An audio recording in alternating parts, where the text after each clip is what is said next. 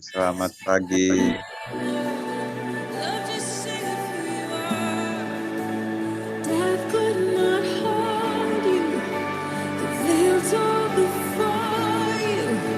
You silence the ghost. I've seen it break. The heavens are roaring. Praise of your glory. For you are raised to life again. You have no rival. You have no equal. Now and forever, God, you reign. Yours is the kingdom. Yours is the glory. Yours is the name above all names. What a powerful name it is. What a powerful name it is. The name of Jesus Christ, my King. What a powerful name it is. Nothing can stand against. What a powerful name it is. The name of Jesus Christ. You have no rival. You have no equal. Now and forever, you reign. Yours is the kingdom. Yours is the glory. Yours is the name What a powerful. Hello, Paul. Good evening. Hello. Hi. Thank you so much. Thank you. Good to see you, Isaac. So how's Madison? Cold. Okay. We had our first snow. Next year I might visit you in Madison. Oh, wonderful. Wonderful. My niece's husband is a professor at UW Madison, and he is now professor at University of New Hampshire. But we Oh. Mhm. visit Madison. I almost visit Madison once in a year. So like annual visit. Oh, very good. But not Excellent. time of COVID.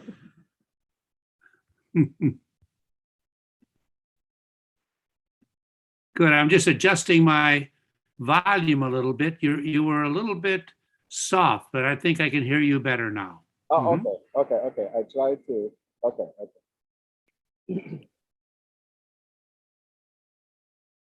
Okay. Sin, can you try your microphone, Sin? It's good. Can you say something to Paul so Paul can try to adjust the voice? Yeah. Can you hear me? Very well. Okay. How are you doing, Papa? Very fine. Just delighted to be here with you all. Yeah, good to see you too. Can we wait for a minute? I'll check. Is there any PowerPoint that needs to be displayed, Papa? Nope. No. I wanted to keep it as simple as possible. Mhm. Okay. Okay.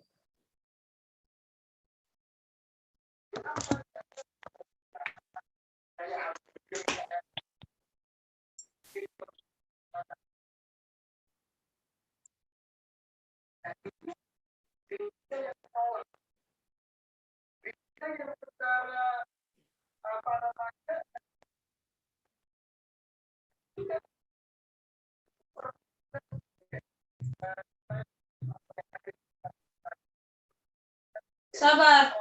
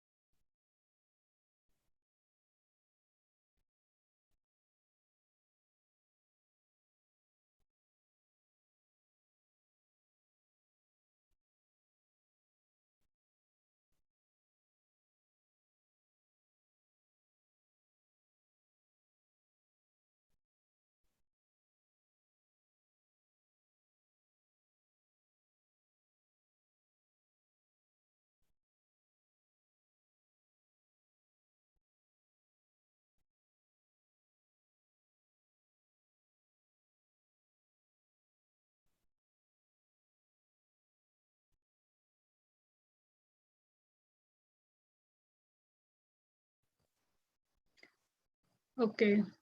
Isaac, can we start? Yeah, sure. Okay. Good morning, dear all participants, and good evening for you, Paul. For information that there is a time difference between here in Indonesia and in Madison, which is about 13 hours. So here we are already in the morning while there is still at night. Likewise, now we are on November 18, while there is still on November 17th. And let me introduce myself first. My name is Cindy, one of a lecturer in the Faculty of Theology, Satyawacana Christian University, and this webinar will be moderated by me. Currently, I warm welcome all of you who are joining our national webinar on the topic, Paul Nitter's long journey to becoming a double belonger. This event is held by the Faculty of Theology, Satyawacana Christian University, Salatiga in Indonesia. And today's webinar is attended by about 340 right now. And I those have 401. Okay, 404 right now. Yeah, participants came from various backgrounds, such as our students, some of our lecturers, pastors from different church synods in Indonesia, and also maybe, I don't know, is there any students from CRCS, Gadjah Mada University? There is a student and students from CRCS. You can greet Paul, who has been a lecturer at CRCS for several years ago by through the red symbol in the reaction option on your Zoom screen. Is there any students from CRCS or maybe later? Yeah, and also fellow students from other universities. I don't know for sure whether our colleagues from the Buddhist College have joined us or not, hoping they have joined this Zoom or through our YouTube channel. And before we get further in our session, then we need to start to the opening prayer. I will invite Pak Ishak Latu to lead us in prayer. Time is yours, Pak Ishak. Okay. Pak Paul, Pak Ishak, everybody, let us pray. Lord, we thank you for today's moment that we can learn from. We really appreciate time that you spend with us. That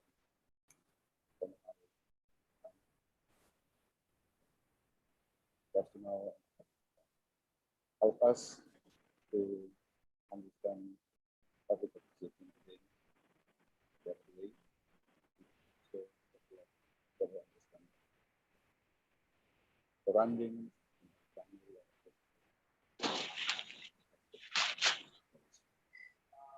The name of Jesus Christ. Thank you, Pak Ishak. Furthermore, I invite with all the respect the Dean of the Faculty of Theology, Bapak Ishak Budi Setiawan, MATS, PhD, to deliver his opening remarks. Pak Ishak, time is yours. Oh, thank you, Reverend Cindy. Yeah. And sisters and brothers, and all colleagues who are now joining the webinar. Good morning, everyone. And good morning, Professor Paul Nitter. Good evening there. And greetings from the beloved UK Satya Vacana campus. Colleagues, sisters, and brothers, first of all, we should give thanks to God, the source of all sources, who remains with us in all and any situations, including during the pandemic time. And we thank God for we are all allowed to take an intellectual journey as well as a spiritual one in this life. About the spiritual journey, we get a very valuable opportunity because in this morning's webinar or in this evening webinars, according to Professor Nitter's time, we will hear a life-changing story of the extraordinary upheaval of the spiritual journey from Professor Nitter. I think Professor Nitter is not only famous as a theologian who concentrates on the issue of religious pluralism, but also lives a spiritual life that is intertwined between Christian faith and Buddhist spirituality. That's why this webinar is titled Nitter's Long Journey to Becoming a Double Belonger. So thank you, Professor Nitter, for taking the time to share your intellectual and spiritual journey with us. So also thanks to Dr. Isaac Klatu, who brought Professor Nitter back to Satya Vacana campus. I remember Professor Nitter was on our campus around 1995 and brought the topic on pluralism. So thanks also to Reverend Cindy, who is hosting this webinar. Sisters and brothers and our colleagues, enjoy the webinar and have a great time on entering an intellectual and spiritual journey with Professor Nitter. God bless. So Thank you, back to Isaac. you, Reverend Cindy. Thank you very much. Thank you. Before we get to the presentation of our speakers, I will announce some rules for the participants. First, this webinar will be recorded, therefore, please mute your microphone when someone is talking. Second, if possible, I mean if your signal is stable, is good, please turn on your camera. Third, each of you is not allowed to make any record during the webinar, either partially or entirely.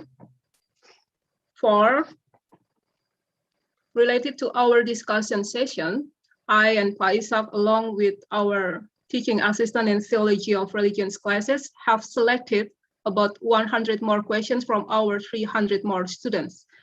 Therefore, the results of the selection that we will prioritize in the Q&A session, hopefully those questions accommodate your question as well. If there are still some questions that need to be asked, then we are expecting those questions can be written in the chat room. And if the time is enough, then the questions will be answered by the speaker. That's all. Hopefully these rules can be obeyed together in order to make our webinar run smoothly. Now, it's time to listen to the presentation from Pa Paul and Pa Isaac. And as an introduction, I'll read you a short bio of both.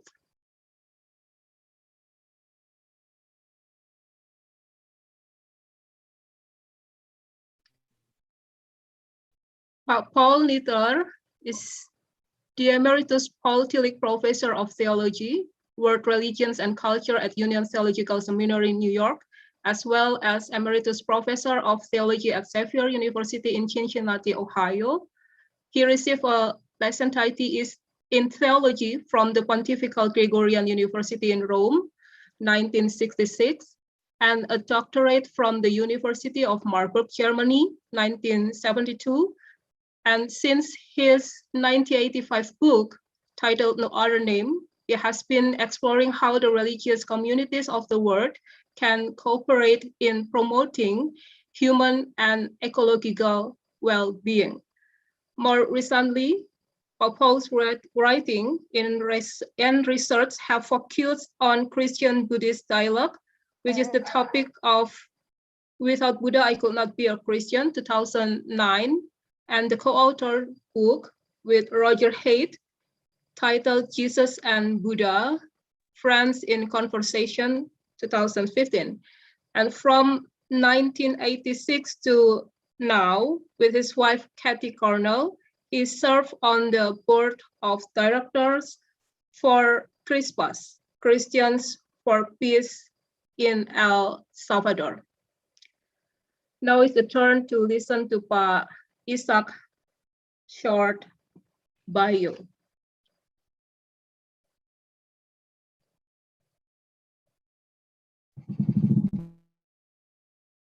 Ishak Latu earned a PhD in interdisciplinary studies of religion from the Graduate Theological Union, Affiliated School of the University of California, Berkeley, 2015, under Fulbright Scholarship.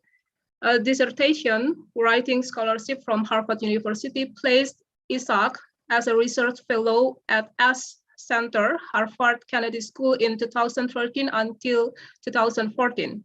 He is the director of Center for the Study of Religion, Pluralism, and Democracy, or PUSAPDEM, and assistant professor of religion and peace at Theology and Sociology of Religion Department, Satyawacana Christian University.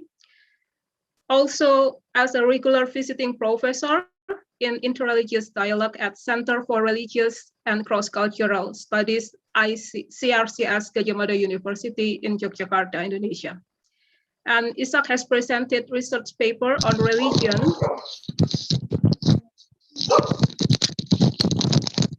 Would you mind to mute your microphone, please? Yeah. Ishak has presented research paper on religion and peace at annual meeting on the sociology of religion, American Academy of Religion, and Conflict Research Society. His article on Beyond Interreligious Dialogue, Oral-Based Interreligious Engagement, appears on Annual Review of the Sociology of Religion, Volume 10, 2019. That's all. And as you all know, today we are going to be talking about Paul Nitter's long journey to becoming a double belonger. A double belonger is a phenomenon or a fact, whether we like it or not, that people find themselves spiritually to be part of two different religious traditions. I think Paul will explain more on that. And we will find out exactly how Buddhism, if I'm not mistaken, Mahayana Buddhism, how Mahayana Buddhism has become a part of Paul's spiritual identity, or how deeply Buddhism was affecting Paul, because Paul developed a kind of special relationship with Buddhism. And we will be talking also about parallels as Paul sees them between Christian and Buddhist ideas. So I thought that would be a sufficient kind of introduction from me. And Paul, we are really glad you were here. So you have 30 minutes to do your lecture and time is yours.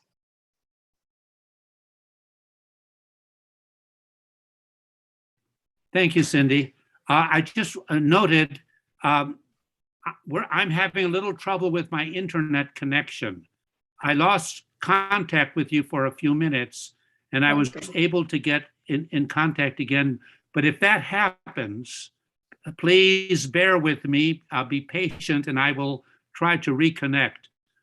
But as I said, our internet connection has been unsteady. So let me first of all just express a very warm, very deep thank you and a word of appreciation for this extraordinary privilege to be with you all this morning for you. I didn't understand that I would be talking with so many people. I am deeply honored and a bit humbled to do that. And it is just so good. As Cindy mentioned, and Isaac, I was at Satyawacana. I taught at CRCS, and I visited Indonesia, I think 3 different times about some years back, and I just have the warmest, most cherished memories of being in Indonesia, both for all the experiences, the people I met, the beauty of the culture and the people. So I just am very happy to be with you. And I thank you for, here I am speaking in English and you making the effort to, it's the language of the empire, I'm sorry to say, but I thank you for allowing me to speak in my mother tongue.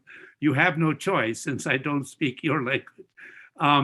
So anyway, but Cindy and Isaac, if in my presentation I might be going too fast or the audio is not very good, please just interrupt and let me know. I will try to be as clear as I can. So the topic is my journey to double belonging, and I'm going to be speaking very personally, and I'm a little bit embarrassed to talk about myself like this, but I hope it might be of interest and perhaps it might be of help to you to understand a little bit of my journey and to see if there is anything in my journey that might reflect your journey. Of course, I got a big head start in my journey, being 82 years old now, and all of you are very, very much younger. So, well, I started out with an interest in other religions already when I was a little boy growing up in Chicago, Illinois, growing up as part of a very Roman Catholic family in Chicago. I went to Catholic schools, a Catholic grammar school, and already in 1952, when I graduated from 8th grade from elementary school, I decided that I wanted to become a Catholic priest. And I wanted to become not just a Catholic priest, but a missionary. Because my desire was to go out and convert people of other religions, because I deeply believed that if they did not become Christian, if they did not know of Jesus and the gospel, they were going to have a hard time to get to heaven. At that time, the Catholic Church was teaching the doctrine of, in Latin, extra ecclesiam nulla salus. Outside of the church, the Catholic Church, nulla salus, there is no salvation. I believed that. I believed it deeply. And because I said I loved people of other religions, I love Hindus, I love Buddhists, I love Muslims. If I loved them, I felt I had to convert them so that I could help them to be saved. And that's what motivated me when I began my long preparation to become a Catholic missionary priest. So at that time, I was very much in the model of exclusivism or replacement. But as I continued in my studies, I began to study these other religions. I had to know something about them in order to convert them. But the more I studied Hinduism and Buddhism, especially, the more I was impressed by what I thought to be the beauty, the insight, the value in these other religions. It was not all sin and paganism, but I saw the traces, I saw the signs of God's presence in those other religions, but I didn't know how to understand it. I was supposed to be a missionary to go out to convert them. My model was exclusivism, but on the other hand, the more I learned about the other religions, the more I was impressed. So I had these questions swirling around in my head. And then in 1962, I had completed 10 years of my studies for the priesthood. I had 4 more years to go. These would be the 4 years of theological studies. I had one of the greatest blessings of my life. I was chosen to go to Rome, Italy, to study theology at the Pontifical Gregorian University, which was a great privilege to begin with. But I arrived in Rome at the end of September in 1962. 2 weeks later, the Second Vatican Council of the Catholic Church began. I was standing in Piazza in St. Peter's Square on October 11th, 1962, and I took a picture with my little box camera of Pope John the 23rd being carried into St. Peter's Basilica, followed by 2,400 bishops to begin the Second Vatican Council. And it was during that council that the Catholic Church began a reformation of itself in many different aspects. But one aspect was in the Catholic Church's attitude towards other religions. And I remember when I first saw the first draft.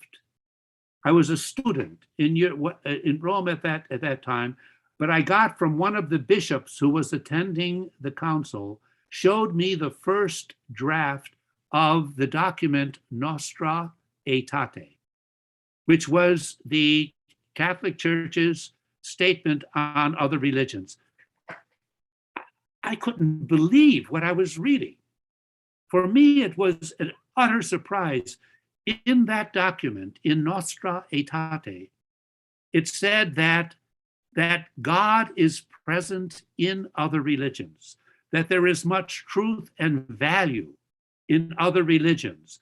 And on top of that, the council called the Catholics to engage in dialogue with other religions.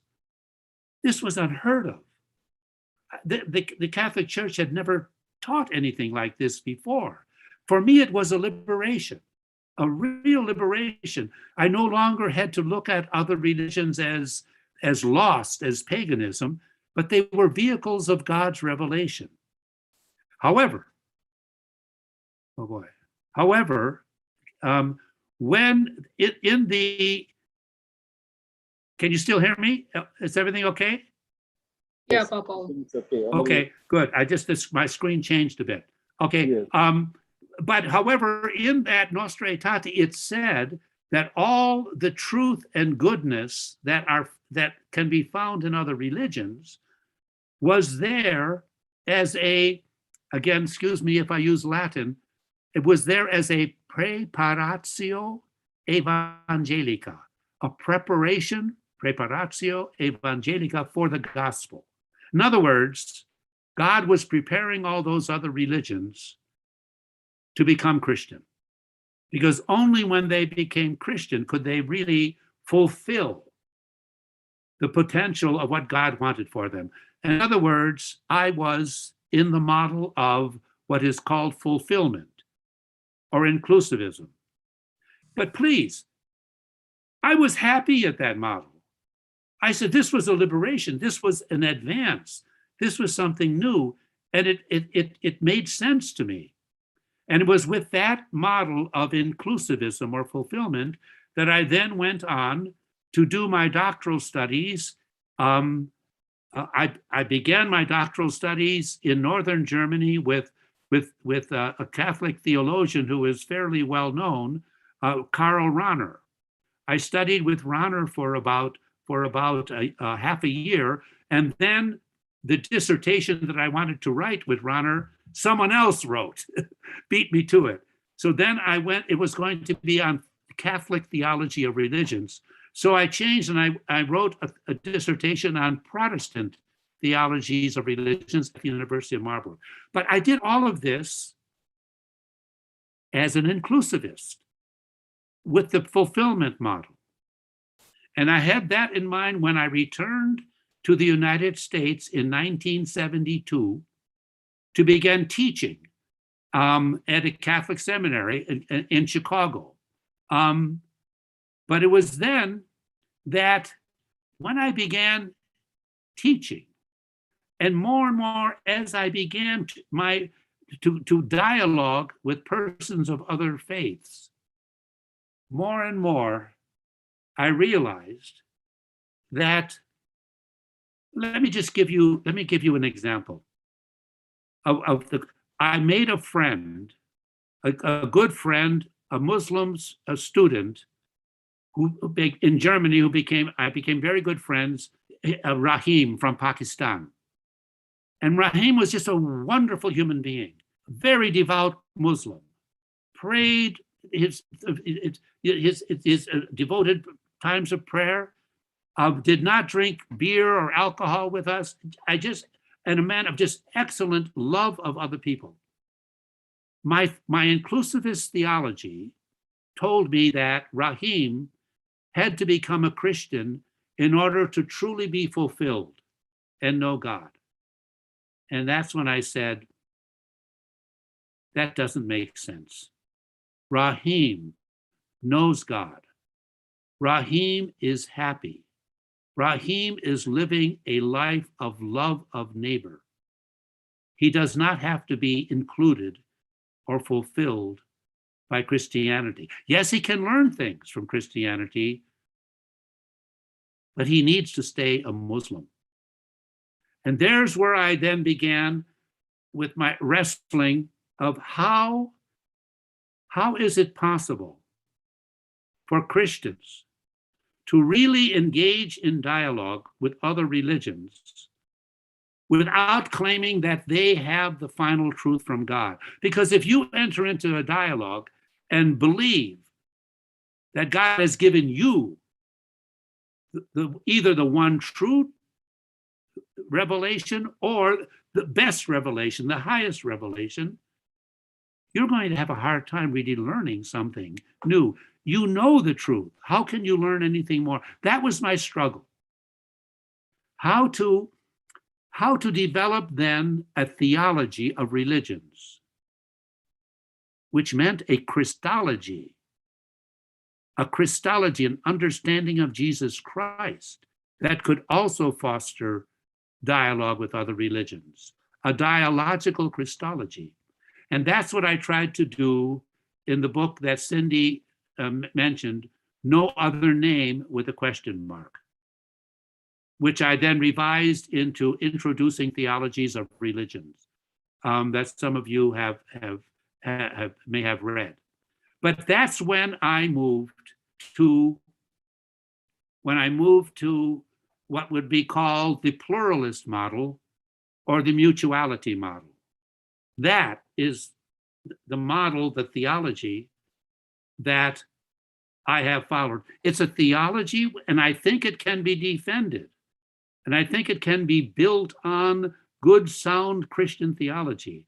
But it's a theology and a Christology that recognizes that God, what Christians and Muslims and Jews call God, is if I may put it this way, I have a T-shirt that someone gave me some years back, and on the T-shirt it says, "God is too big to fit into one religion." God is too big to fit into one religion. That's the kind of what I was trying to lay out in a theological way, that the mystery of the divine is always more than any religion can understand. Or as the way the Catholic theologian Edward Skilobex put it, Edward Skilobex said, there is more truth in the plurality of religions than there is in any one religion, including Christianity. Now, he's a very reputable Catholic theologian. There is more truth in the diversity, the multiplicity of religions than there can be in any one religion. And so that's what I tried to work out.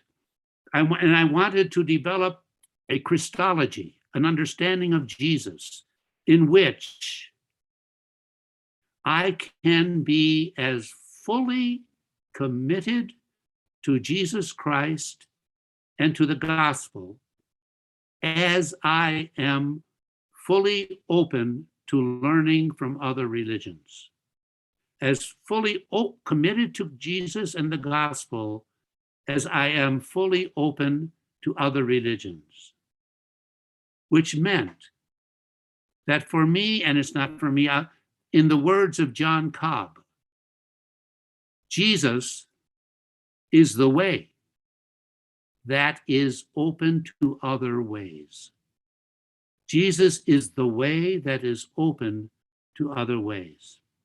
So, with that theological foundation for dialogue, I then began to really teach courses at Xavier University of dialogue. I taught courses on Hinduism, on Buddhism, on Islam, but not just courses on those religions, but on what Christians might learn from those religions.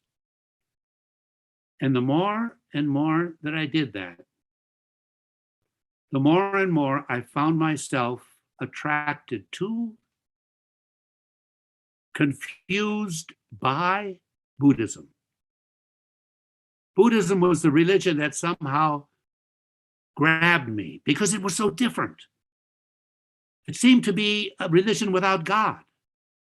I couldn't make sense of that, and yet it enticed me. And more, at that time, I began my practice of Zen Buddhism.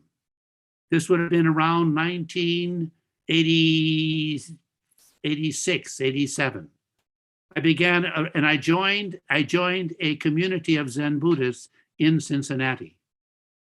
And the more and more that I studied Buddhism, the more and more that I practiced, the more and more that I tried to have a dialogue with Buddhism,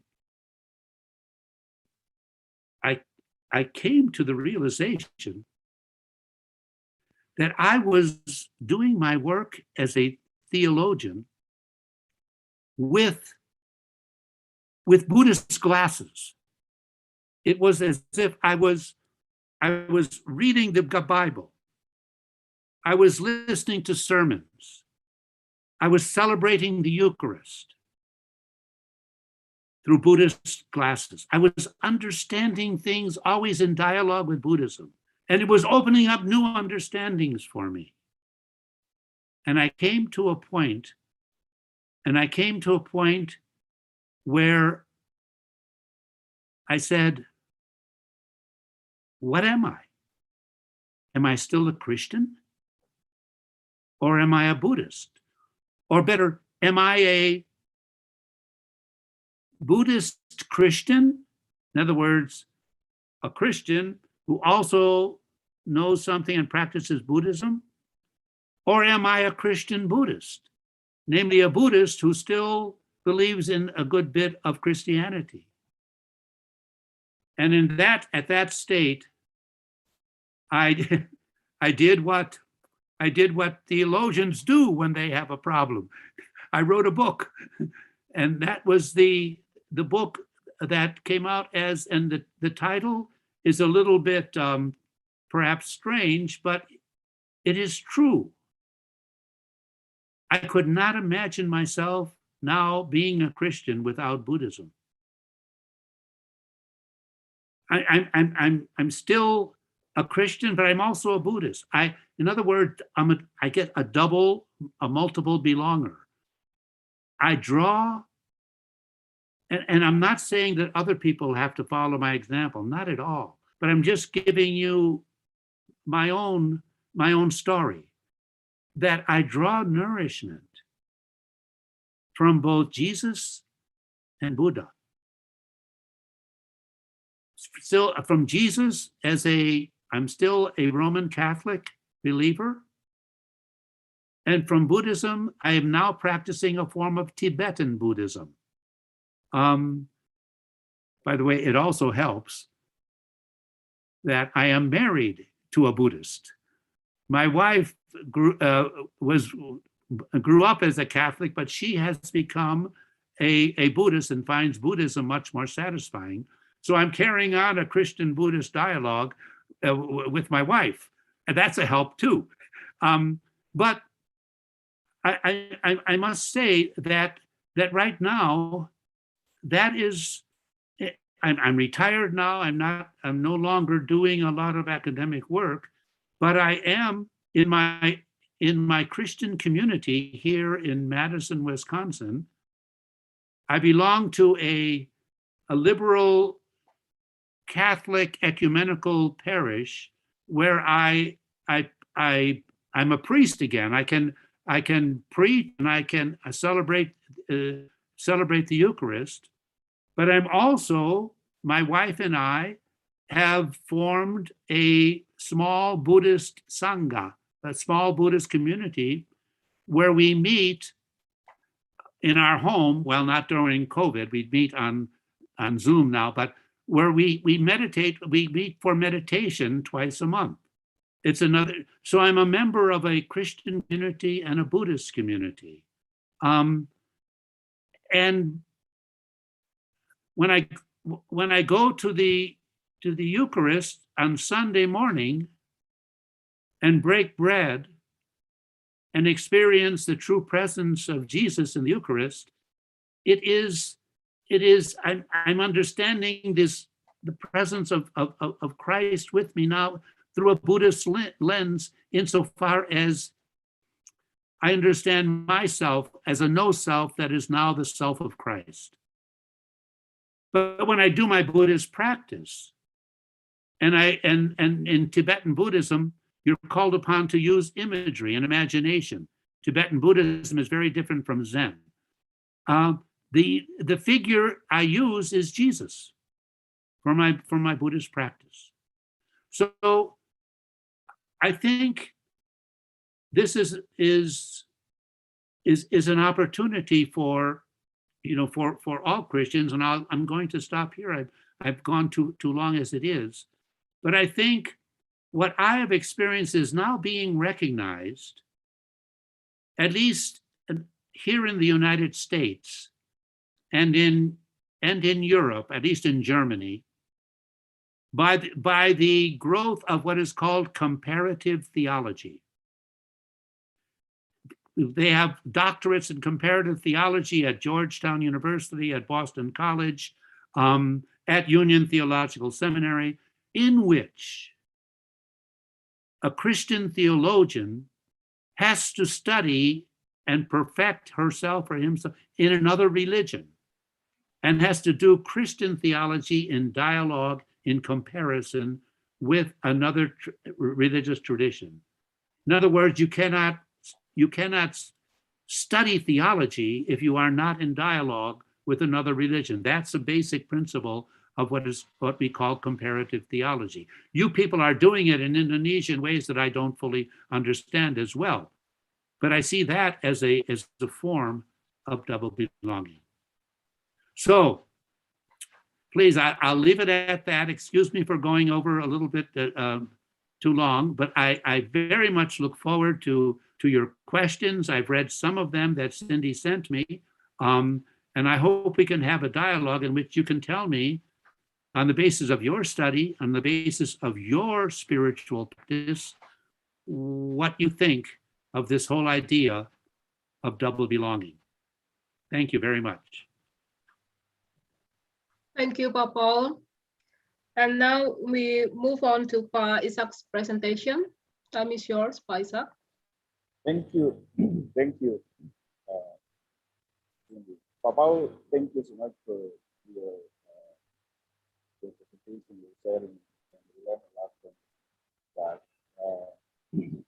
I try to make it very short, probably 5 to 10 minutes only, on my reflection on what I Excuse me, learned. Isaac, can you speak a little louder? I'm having trouble hearing you. Okay. Okay, so Oh, that's better. Thank you. okay, so I try to put myself in your big idea and try to reflect some of lessons that I learned from you, from your book, and also from your classes, from your presentations.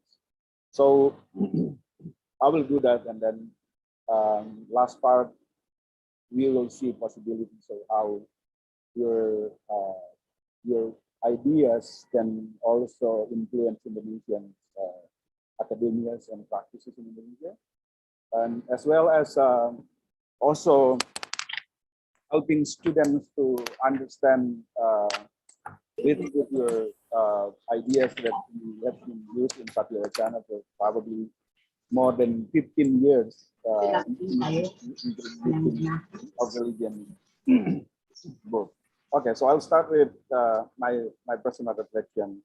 So after defending my dissertation, my chair, Professor David Berlin, former president of American Academy of Religion, shared the story of my admission to the Graduate Theological Union through the University of California, Berkeley. She said, "Who can reject Paul Nitter's recommendation?" Professor Berling said that about how I got admission offer from the school.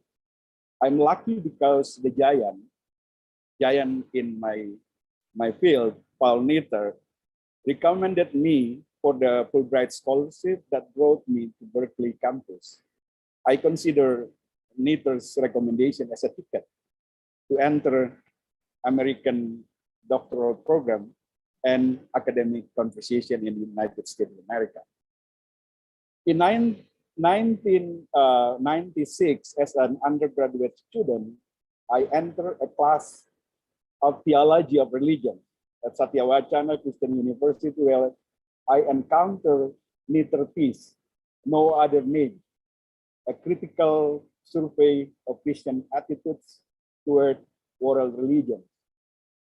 In this book, Nitter introduced the concept of theocentric view of religion and of Christ, allow Christians to be fully committed to Jesus Christ and fully open to other ways, as you just see in Papa's presentation. Nitter challenged the pivotal element of Christian faith, Christocentrism. Paradigm shift from Christocentrism to theocentrism has opened interreligious avenue from others to learn from other religious community. The changing is the challenge for dialogue and also Christian faith at the same time. It's a calling for dialogue, but also challenge for Christian faith.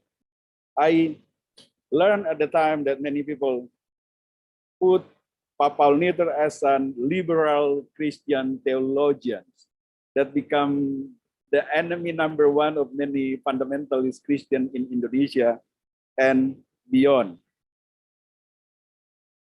In a provocative book titled with John Cobb Jr. and 2 other scholars, I remember Lex Whitler also part of that, or dialogue, from the age of monologue to the age of dialogue. It is published in 1990s as well. Nitter emphasized differences, trust, witnessing, and learning in the process of interreligious dialogue. Echoing Lex Whitler, Niter underlined rules of dialogue. Be attentive. One needs to be able to genuinely listen and open for other religious teaching. Be intelligent, sincere understanding of religious experience. Be reasonable, self-evaluate religious attitude and teaching. Be responsible and changing beliefs, attitudes, and practices. That or dialogue neither offers theological and social option to religious communities. Neither introduce dialogue influences Indonesian academia and religious community through his books and physical presence in Indonesia. In 2003, BPK Gunung Mulia, a Christian publisher in Jakarta, published Niter's One Earth, Many Religions into bahasa Indonesia. Satu Bumi, Banyak Agama.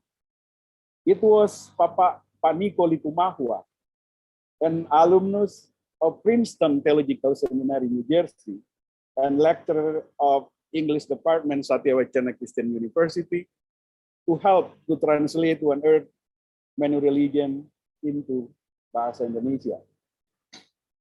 Later on, in 2008,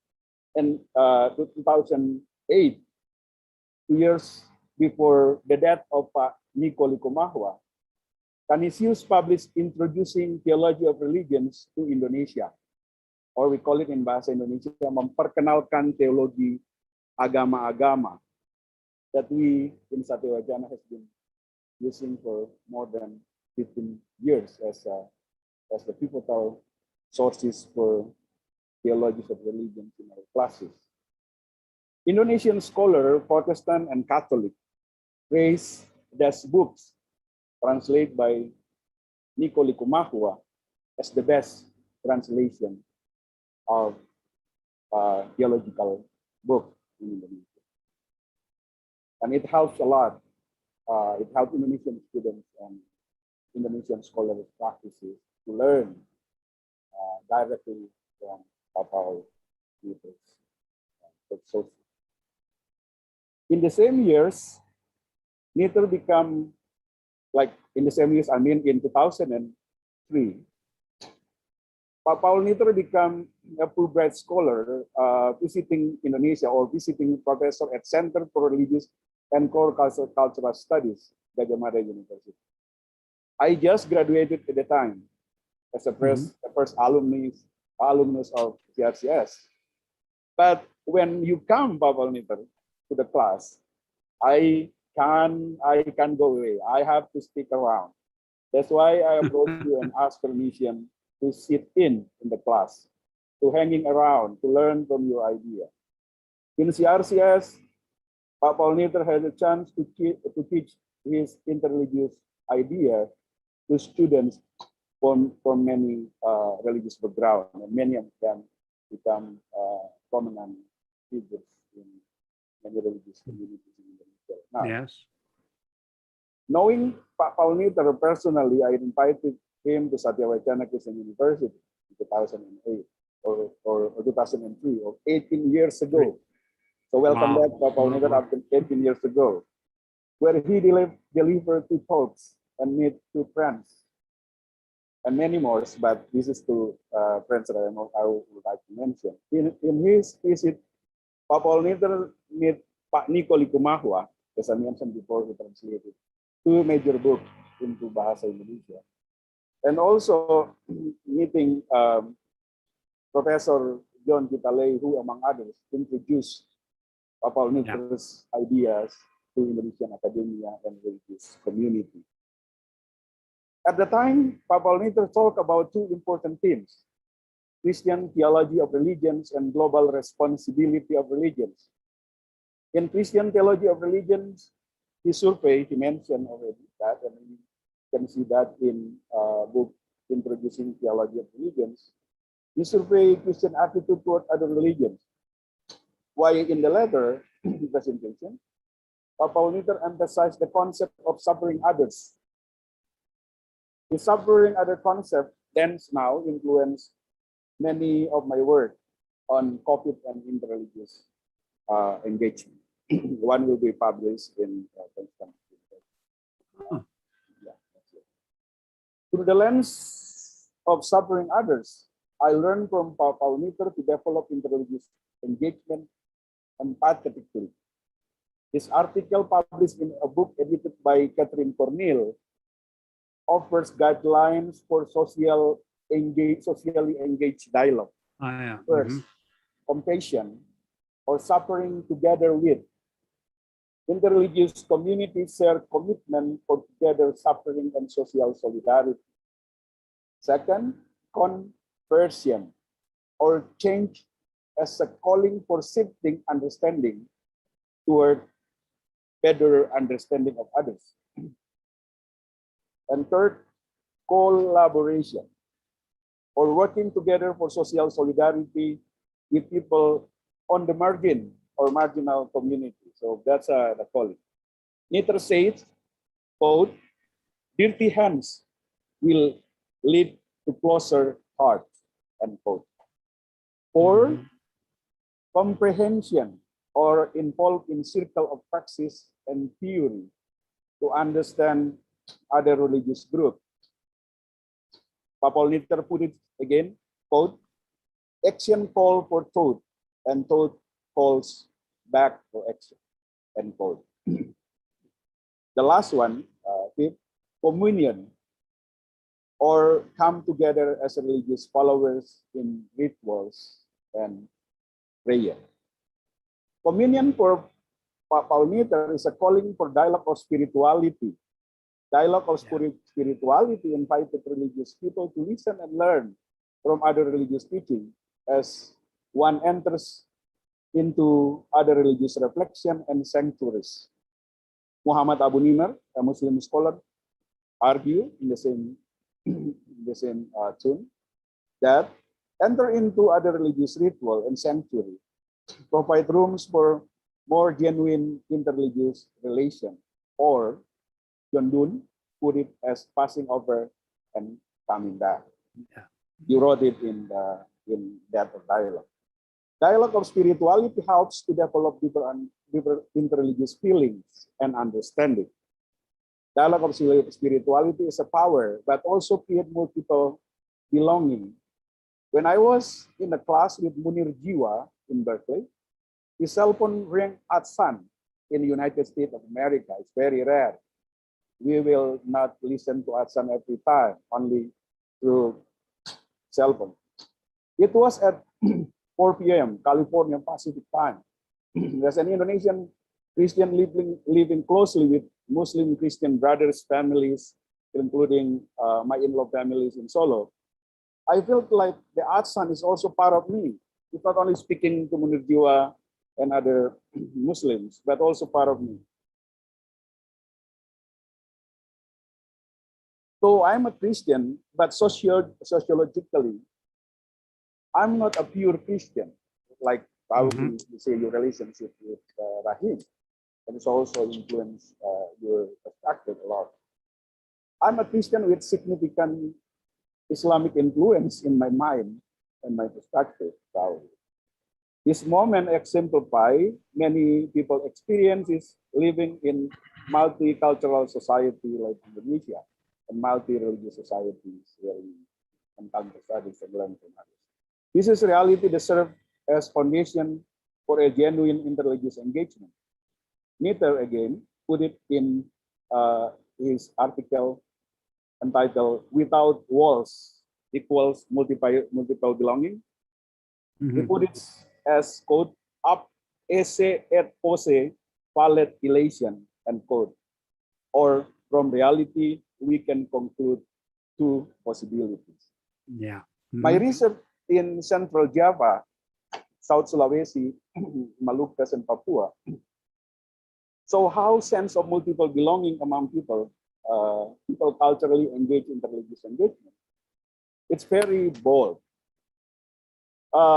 They might not realize the double belonging, but they practice religious solidarity, enter into other sanctuaries with respect, and participate in other religious rituals that also already symbolize the sense of multiple belonging. This is Yes. multiple belonging exemplary. Mhm. In national level, when we say Indonesian Pancasila, Pak Paul, Indonesian national ideology, this is Yeah. actually part of multiple belonging. Or this is also example of how people accept each other, share values, and also put the values together as a one national ideology. And the founders of Indonesia already put that as common ground of many values, or probably you can learn from many. Yeah, you also mentioned about the common ground. But this is also common ground of many values that set together as a national ideology. This is a reality of Indonesia that might help us to develop more room for possibility of multiple belonging, as again you said, you put that at esse et posse valid relation. From reality we can conclude the possibilities of multiple belonging. Again, thank you, Pak Polnito, for helping us learning a lot about other religions and in genuine and empathic way, so we can understand, we can say the better world we start with Indonesia, and then help create the better world. Thank you so much, Paul. And thank you also for the recommendation. I am delighted. Thank you, Isaac. Thank you. Much appreciated. Thank you. Thank you, Pak Isaac. Pak Isaac confirmed that how the thoughts and books that Pak Paul wrote have helped us, religious people in Indonesia, to become more critical to our understanding of our own religion and be open to learn from those persons of different religions, could be Islam, Hindu, Buddha, or any religions. So thank you, Pak Isaac. And now we're heading into our Q&A session, starting with the questions. Pak Paul, what attracted you to Buddhism to begin with, or how did out of this start? Well, okay, it started mainly from teaching a course on Buddhism at Xavier University. As I taught, I was teaching other religions. So it was just something I had to do. But as I said, more and more, the Buddhism became an opportunity for me, if I may put it that way, Cindy. It became it frightened me. It stunned me. You know, it surprised me. But then it opened up new possibilities for me. Okay, all of that is very general. Let me give you concrete. What it was especially in the area of theology or the understanding of God, that Buddhism grabbed a hold of me, in the sense that I had been struggling with an understanding of a Christian understanding of God as a personal being who is omnipotent and all-loving, but also all-powerful. And Buddhism said, really, such a God does not exist. And at first I said, wait, what do you mean? And they said, no. Buddhism said, what we want to do, what I understood from Buddhism is we want you to have an experience of what you call God before you try to talk about the nature of God as a person or as a being. And then, as I've tried to follow that through meditation, through daily meditation, which means for meditation, I had to do something that Christians are not very accustomed to doing. Namely, I had to shut up. That's a English, American English, to shut up. I had to stop talking and stop thinking. I had to, in a sense, put my conceptual, discursive conceptual, discursive way of approaching the world thinking aside to open myself to experiences that are beyond words. And as I tried to do that in a limited way, but more and more, I came to appreciate Buddhism in that, if I may put it this way, and I hope this makes sense to you, with the help of Buddhism, I came to experience and then understand God as a verb and not a noun. Do you follow me? God was not a noun, a being, a thing. God was an activity, a dynamic activity, a verb, an activity of interconnecting, an activity of emptying self to make room for the other, of creation through self-giving. And it became a God who was no longer the God out there, but a God that was one with, part of my very being and the very being of you and Isaac and all of us on the screen. And so it was, if I may put it philosophically, Buddhism helped me to understand and appreciate the non-dualism that Christian mystics and even Saint Thomas Aquinas had taught, a non-dualism in which God and the world are not two, but neither are they one. This is not pantheism. This is not pantheism. They're not two, but they're not one. It is, they are, as Raymond Panikkar put it, they have their being in each other. So that if we say in the words of the Acts of the Apostles, and what chapter it is, I don't know. I'm a Catholic. I don't know my Bible as well as Protestants know their Bible. So it is the passage of God, St. Paul speaking to the Athenians, is chapter 17. God in whom we live and move and have our being. God in whom we live and move and have our being. Buddhism affirmed that, but Buddhism added to that for me. It is not just that we live and move and have our being in God, but God lives and moves and has God's being in us. It goes both ways. So this non-dualism, this more mystical understanding of God, which you find I think you find it also in the mystics of Islam as well, that this intimate, extraordinary union between God and the world, between God and me, I was able to deepen that and understand that and feel it with the help of Buddhism.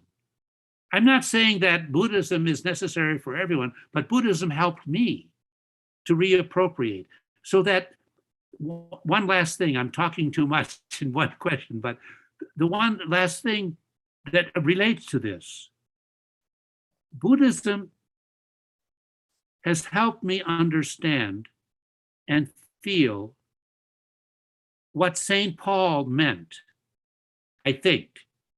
What St. Paul was getting at in his letter to the Galatians, when he said, "It is not I who live, it is Christ living in me and as me." In other words, the Buddhist notion of no self. Paul said, I don't live anymore. I'm not Paul. I'm not that Paul. I am Paul Christ. I am Paul in Christ. I am Christ in Paul.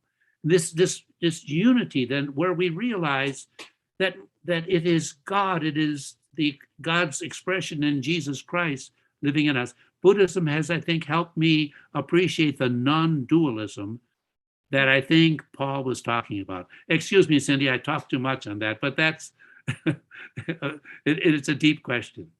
We enjoy that. Okay, Paul, thank you. So related to your answer, then, do we have to find God through the imagination of other religions to understand our own faith better, also to avoid exclusivism? Well, to avoid exclusivism, you don't have to find God through the imagination of other religions. You just have to believe that it is possible to find God through the imagination of other religions.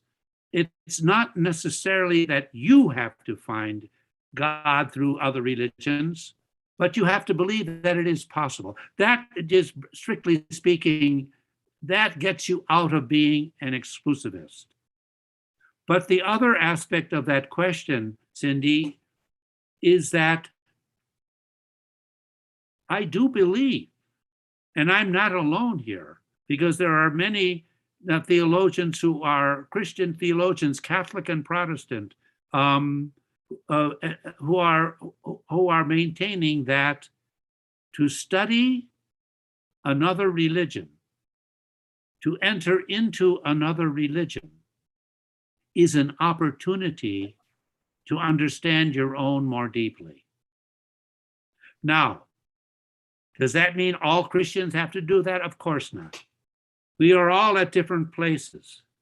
I mean, and there are some Christians that are, of course, are fully content with being just Christian, and they don't need dialogue or comparative theology. But I would like to talk with them. I would like to tell them of maybe the opportunities that they have to understand Jesus better if they came to understand Buddha or Lao Tzu or Krishna better. It's an opportunity. But again, not everyone has to take advantage of this opportunity. We are at different places.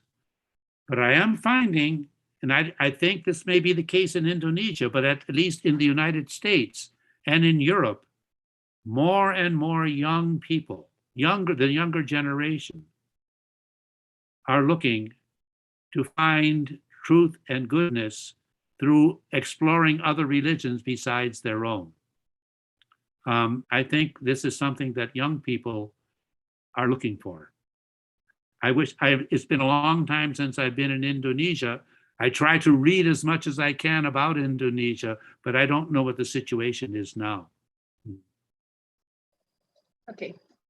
Yeah, Paul, then what are the determinants that make a person a double belonger without being syncretic? Okay, that was a good question. I would first like that who posed that question, I'd like to know just what he or she understands by syncretism. Now, if syncretism takes place, my understanding of syncretism, when two religions come together and become something new. There's like it's a fusion of one religion and another religion, and in coming together they form some new religion. Cindy, Isaac, others, is that how you might understand syncretism? No, syncretism here means we mix until nothing is real, until nothing left as an original. So that that was kind of what I'm getting. The religions lose their identity. Is Yeah. that right? The Yeah. religion loses that. That is not at all the case with double belonging, at least the way I understand it and the way it is taught by, for instance, by Raymond Panikar, one of my teachers or one of my mentors. Namely, in double belonging, each religion preserves its identity. Buddha continues to teach the Four Noble Truths and the Eightfold Path, and they remain essential. Christianity continues to affirm the significance of Jesus and his living presence in the resurrection. But or Christianity continues to talk about God as a God of love, and Buddhism continues to speak about the ultimate as emptiness, as no thing. But what happens in double belonging, both of these two different religions speak to, touch the same one human being, and nurtures that same human being. I mean, it's not, when in my practice of Buddhism, I hope I am not changing anything in Buddhism so that it fits Christianity. I hope, although this is where people have criticized me, I hope I am not changing anything in Christianity to accommodate Buddhism. But I am saying that I think I am a better human being in touch with the divine because of my practice of Buddhism and Christianity. You know, if I may make a comparison that I can make with other Christian theologians, it is like, I'm a little bit hesitant to make this comparison, but it is like the hypostatic union in Jesus. There are two natures in Jesus Christ. The Council of Chalcedon taught there is a human nature and a divine nature, but one person, Jesus Christ. So in double belonging, this is a metaphor. There are two different practices, but they realize themselves in one human being, in the double belonger, in the double practitioner. It's something along those lines, but I don't think double belonging is syncretism. However, real quick, if I may add, you probably have read some criticisms of syncretism, but if syncretism is understood as one religion being changed and losing part of its identity by its encounter with another religion, so that this religion A really becomes a different kind of religion because of its encounter with religion B. If that's what you mean by syncretism, then I would say, hey, all religions are syncretistic. Because if you look at the history of Christianity, if you look at the history of Buddhism, especially, Buddhism as it was practiced in India is very different from the Buddhism that came to be in China. Buddhism, the Christianity that was originally practiced by the first Christians in Jerusalem and in Israel, is quite a different Christianity than the Christianity that developed in the Roman Empire, when it took on so much of Roman and Greek thought. So I mean, religions, this is the history of religion. Religions touch each other, whether they realize it or not. Religions influence each other. Anyway, basta. That's on syncretism. I hope that makes some sense. Mm-hmm. Yeah. So you confirm that by accepting the reality of religious pluralism or becoming a double belonger, it doesn't mean that we denying our uniqueness of our own religions, right? Absolutely not. But I don't want to make that too. I want to preserve the distinctiveness of Christianity. I want to preserve the distinctiveness of Buddhism. I say distinctiveness. You could also say uniqueness. Yeah. But I also want to recognize that no religion stays the same. All religion is in evolution and development through history.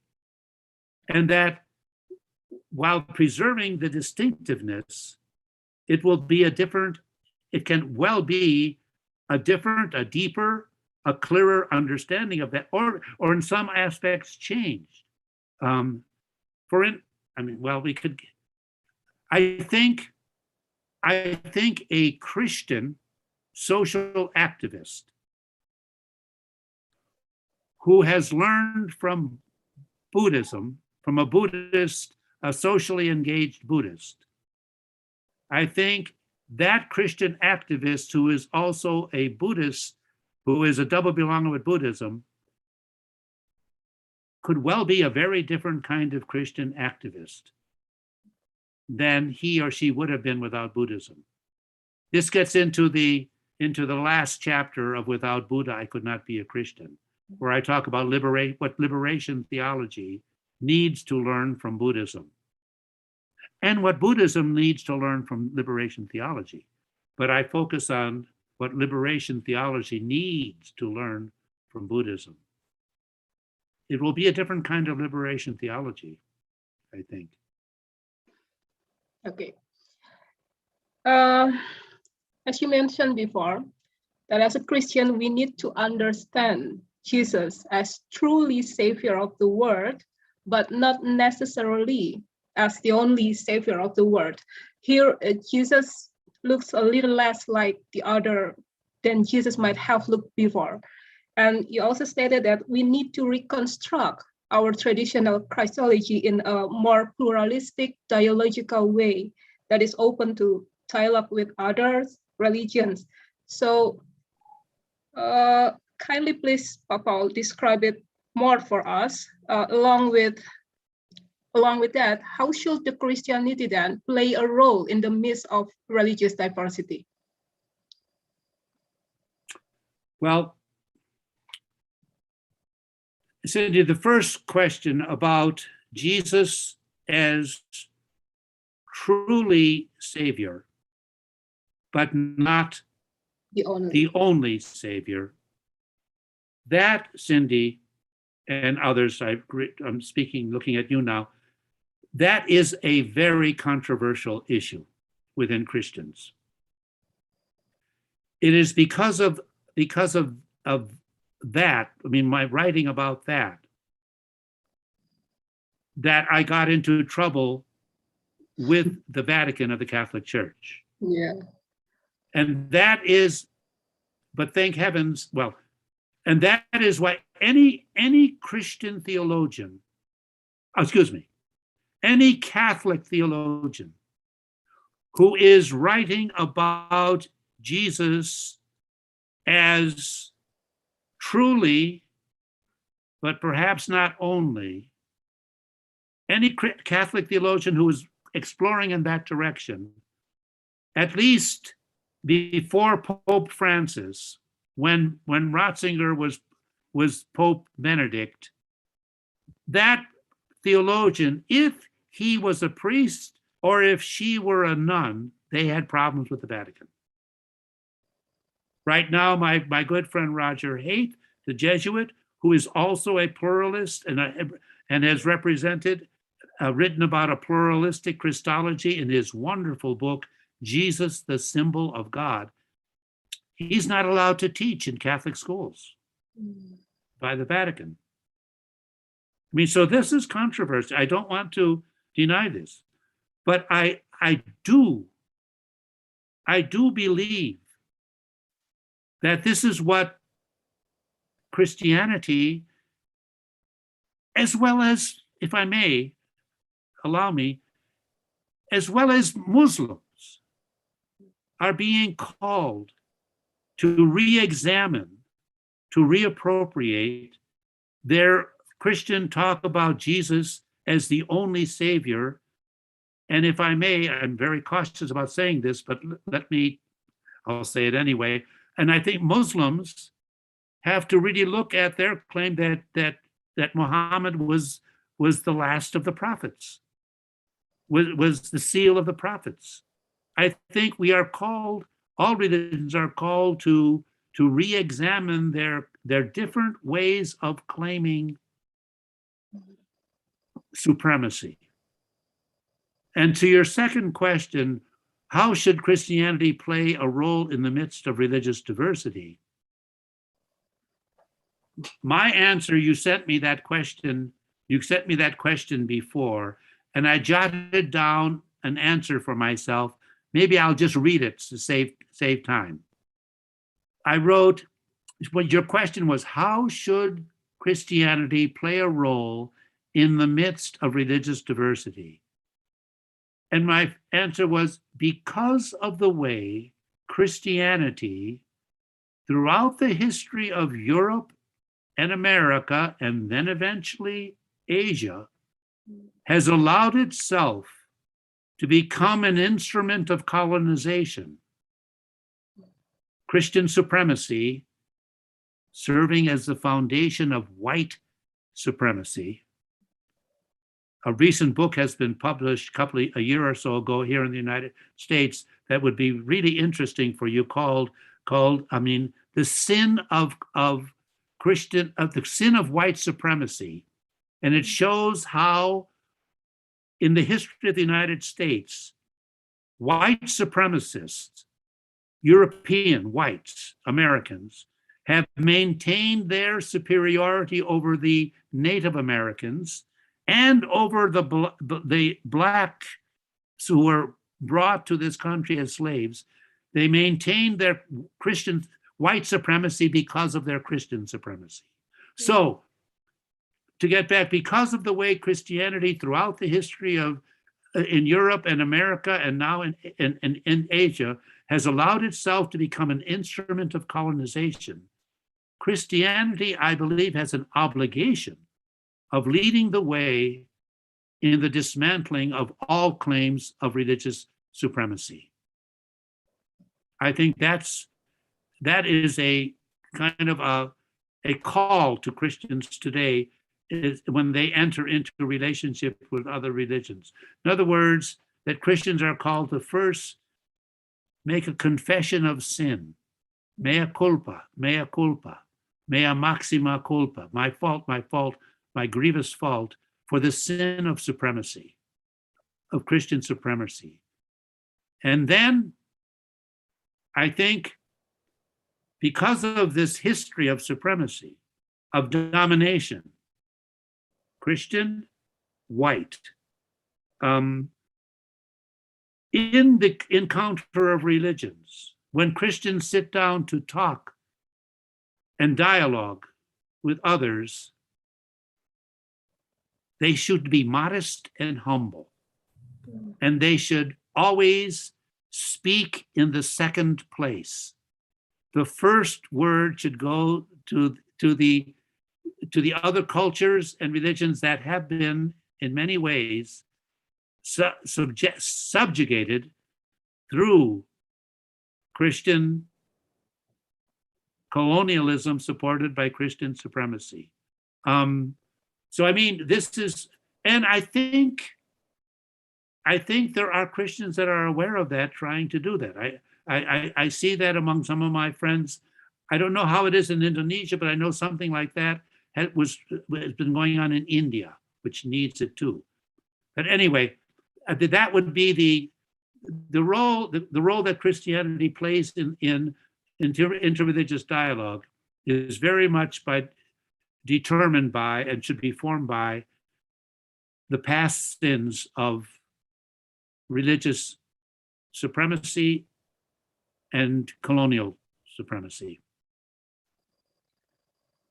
Well, so you emphasize that Western Christians, we can say that should confess their colonialism sins through the way how Christianity put into the Asia and other country outside the America and also Europe. Yeah. So But the sin of supremacy, the sins of colonialism, are also theological sins. I mean, remember that some theology, not intentionally, but some theology has proven to be sinful in the effects in what it brought about, what it caused. Mhm. That's hard for us. yeah, It's hard for us white people to recognize. Mhm. yeah. But we need to do that Absolutely, absolutely. Mhm. so that we can be a truly Christian. Yes, very well said. Very well said. Paul, you've been thinking about the issue of religious dialogue and religious pluralism for a long time, and you ever stated also in one of your articles that religions are not isolated, impermeable, unchangeable realities, and religions have been affecting, challenging, and learning from each other throughout time. Yes. So, according to that,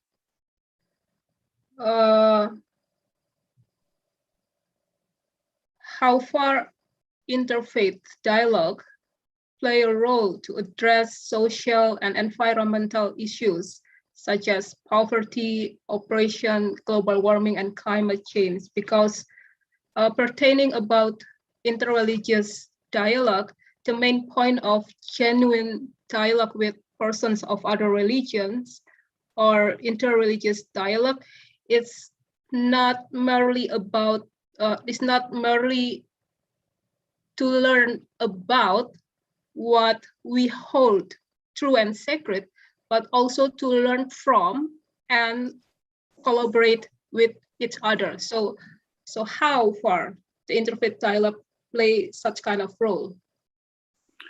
Well, I think what you're getting at, Cindy, or what the question, whoever wrote that question is getting at is, and you may have heard this and read about it, is we don't want interreligious dialogue to become tea parties. Tea party, in other words, where the Buddhists and Christians and Muslims come together. They're usually men. They come together and they have fine conversations in nice hotels, and they eat together and they realize how much they can learn from each other. That's all good, learning from each other. But interreligious dialogue cannot be divorced, cannot be separated from this world of suffering. Isaac referred to that. The reality of human and now environmental suffering is such, and when I say suffering, I mean suffering that is unnecessary. I mean suffering that is usually caused by what some people are doing to other people, or what some people are doing to the planet. That suffering is not just part of life. Suffering is in many ways part of life, but some suffering is not. The suffering of poverty, the suffering of exploitation is not natural. So anyway, religions have to engage in that for all kinds of reasons. Not just. I love, again, another statement that you have read about. I think most of you have heard from Hans Kung, my dear friend Hans Kung, who died just some months ago, who said there can be no peace among nations without peace among religions, and there can be no peace among religions without dialogue among religions. to which I would add humbly, and there can be no dialogue among religions without giving up claims of supremacy by all religions. So it's necessary. But, and this is the point, Cindy, when religions do come together, as Isaac was referring to earlier, when religions do come together to act together, to engage in common projects, to address suffering that they all see to be unnecessary, horrible suffering. When they do come together, sit down, analyze, act together, maybe get into trouble together. Because when you address some of the causes of suffering, the systemic causes of suffering, you're going to address perhaps government policies. You're going to address the captains of capitalism. You're going to have to address, and you're going to get into trouble. You get into trouble together. Image, go to prison together. You become friends. You become friends, acting together, struggling together. And I experienced this in my work with the Interreligious Peace Council, which were a group of different religions, fairly prominent people. I was not, anyway, the Interreligious Peace, what we learned, the friendships that we formed when we were in Northern Ireland trying to work for nonviolent resolution, when we were in Israel and Palestine, when we were on the border between South Korea and North Korea, struggling together, the friendships we formed. And on the basis of friendship, now you learn from a friend.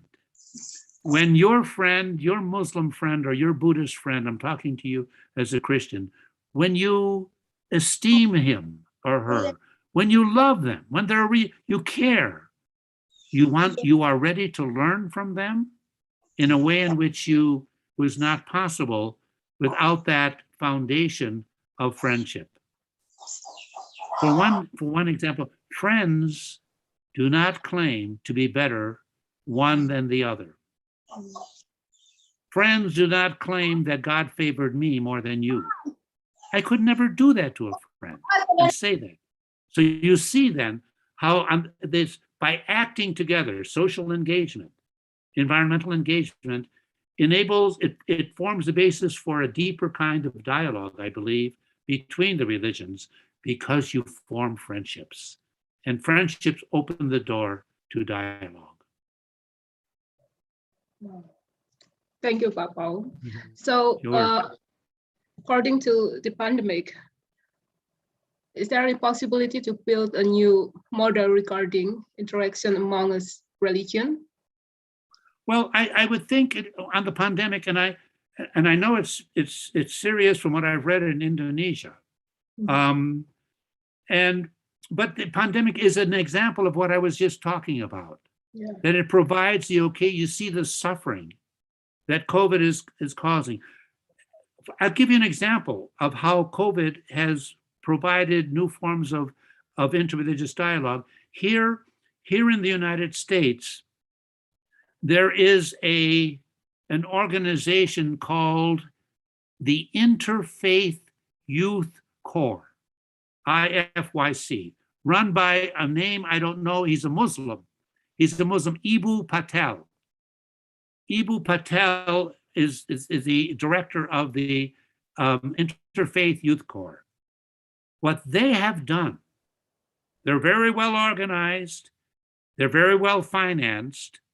What they have done is during these past months, they have called religious communities together, because they already have so many religious communities that are part of their organization, to send out interreligious ambassadors, that's what they call them, ambassadors to different parts of the United States to talk with people who refuse the vaccination.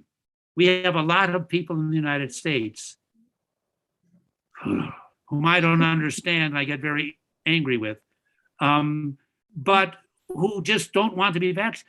The Interfaith Youth Corps is now sending out people to meet with these people and to meet. Oh, you're a Muslim. Well, here, talk with the Imam so and so, because you're a Christian or we don't have that many Buddhists, but it is new form of dialogue that is being provided by the sad reality of the pandemic. So I think religions can, because people who are anti-vaxxers, people who still like Trump, if I may put it that way, if they're religious, they still have respect for their minister or for their imam. They will listen to their ministers. And so this is the way in which religions are trying to make a little, and President Biden has recognized the work public of the Interfaith Youth Corps in trying to get people, more and more Americans, to be vaccinated. So would be an example. Mm-hmm. Yeah. Okay. So if I'm not mistaken, you already differentiate between environmental issues, exception to natural disaster. COVID is a natural disaster, but there are also environmental issues that make things get messy due to people ignorance, due to human bad deeds. So because people are ignorant, they do horrible things, and we need to respond to the messy situation with genuine love, with the genuine compassion, and with collaboration among other religions. Yes. Okay. I would just add something to that, if I may, Cindy. By the way, I don't know what our time limit is, but I thought we were going for 90 minutes, so I don't want to, but let me just add something to this. We have to face the people with compassion, as you just said. And that's what I have learned from Buddhism, that my demand for justice has to be motivated by compassion. That compassion, in a sense, has to precede my call for justice. But the compassion that I bring, oftentimes, and this is what I wanted to add, Cindy, oftentimes has to be, in the words of my Buddhist teacher, fierce compassion. Fierce, strong compassion. In other words, confrontative compassion. It's compassion which, however, when it sees people causing suffering to other people, will be fierce, will be confrontational. But the confrontation, the resistance, will come out of not primarily a demand for justice, you have to do this. It will come out of a love for the person I am resisting, for the person I am opposing. The person will know that I'm opposing him, but at the same time, he knows that I am opposing him because I love him. Jesus, love your enemies. Buddhism has helped me understand that and appreciate that, I think, even more deeply. So compassion, yes, Cindy, but often it has to be fierce compassion, strong, resistant. Mm-hmm. Okay. Well, So, thank you very much, Paul. I think that's all. The questions that came from our students. And let me summarize some points. From your explanation, I learned that Buddhism reminds us on necessity of all religious belief and commitments being based on one's own personal real experience, because Yes. it makes sense to us. Regarding to this, if we want, like what you have said, if we want peace among humans, if we demanding peace among religions, then work for it within ourselves, or we first have to be peace. Yes, we have to be peace in order to make peace. Mhm. Yeah. And talking about interreligious dialogue, talking to each other, actually, it's also an effort to reinterpret, to learn ourselves better. So we are not going to be exclusivist, not only stopping in being inclusivist, but we really give genuine respect for to others religions, to other person with other religions, because they're also human being like us. They're Yes. also a human. Okay. They're also, as a Christian, they are also children of God. Yeah, Mhm. they're also children of Mhm. God. Okay. Thank you Mhm. very much, Paul, for Thank you. your time.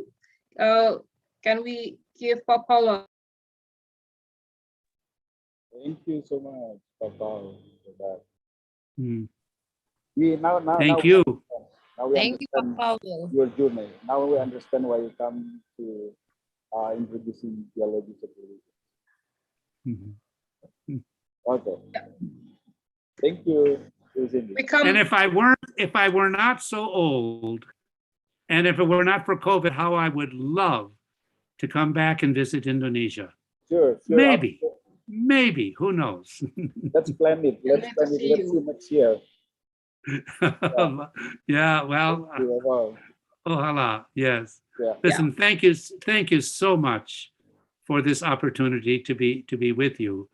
I wish I could have heard from all of you, but the questions were excellent, and it really warms my old heart, to see so many people still engaged. The older I get, the more important it is to see younger people carrying on with this effort to try to realize an interreligious dialogue that will promote the well-being of all people and of our planet. So I see you all doing that in your different ways. Okay. Yeah. Okay. So I will say goodbye then. Yeah. Okay. Would you mind to wait for a minute, Thank you Paul? very much, Oh, Mr. sure. Yeah. So I guess we already come at the end of the session. And thank you for all of you, dear participants. And also Pak Isaac, thank you very much. And also once more, Pak Paul. Can't wait to see you here. And then at the end, I will invite Ibu Iren. Yeah, Mrs. Iren will lead us into the prayer. Thank you, Ibu Cindy, for the closing prayer. Let's begin with a moment of silence. Mari kita mengambil saat teduh sebelum berdoa.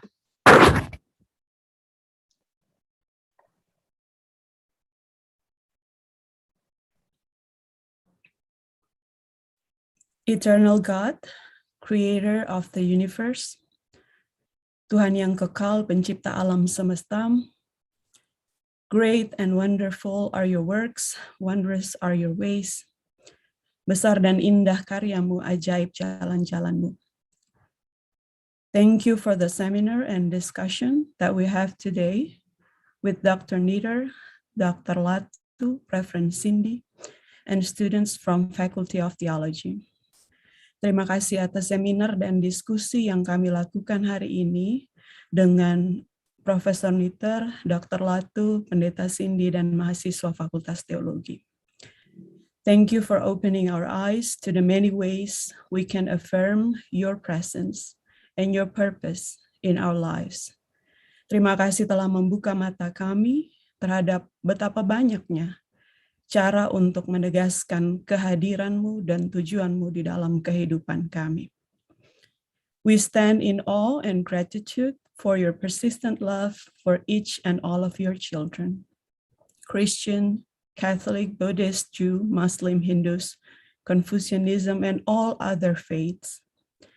Kami kagum dan bersyukur atas kasih-Mu yang besar bagi setiap dan semua anak-anak-Mu.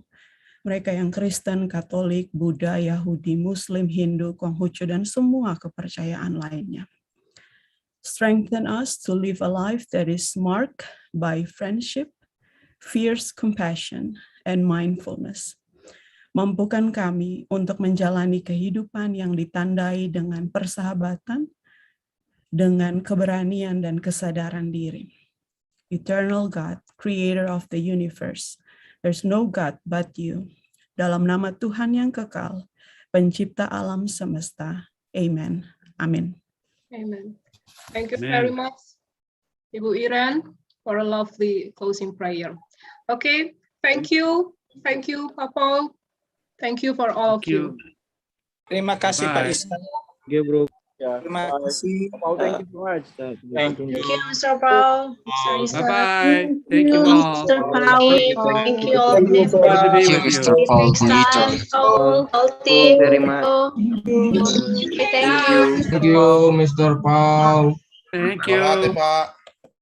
Thank you. Mau lihat ya, Mr. Paul. Mr. Paul. Merci, Mr. God bless all.